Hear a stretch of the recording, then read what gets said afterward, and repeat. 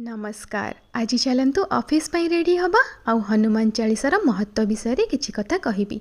Personal experience रु कहिबाकू गले मु हनुमान को संगरे गोटे संपर्क जोड़ीची, सेटा हैला भाई। आपण माने जदि हनुमानंकर कृपा प्राप्त करबाकू चाहुचंती ताहाले तांको गोटे संपर्क रे बांधी दियंतु, देखिबे सी आपण को सहाय्य करबाकू बाध्य हेबे। आउ हनुमान को ना आपण जहाँ भी मन रे भावना जो संपर्क आपण को तांको देखिले आसुची सेही संपर्क बनै पारिबे। आउ केतेटा प्रश्न थिला, पीरियड्स टाइम रे हनुमान चालीसा पढ़ंती कि नाई? नाई पीरियड्स टाइम रे हनुमान चालीसा आपण पढ़ी पारिबे नाही।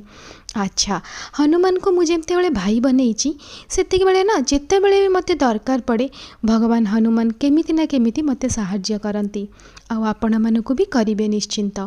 मोर ए कथाटा कहिले किछि लाभ हबनी, किंतु गोटिए जिनस हबो सेटा आपण मानकर लाभ हबो। मु चाहिए ये कथाटा सिक्रेट रखी पारि थांती, किंतु जानिचंती के जानी कहीं भगवान हनुमान मते इंस्पिरेशन दउचंती कि मोर जेतिकी भी नप्रिय फैमिली अछंती समस्त को तांकर महत्व गुणगान करने। आउ हनुमानकर पूजा बहुत सरल। आपण माने केवल शांत मनरे आउ पूर्ण भावनार सहित तांको भाई बापा मामू जहाँ भी बने पूजा करंतु।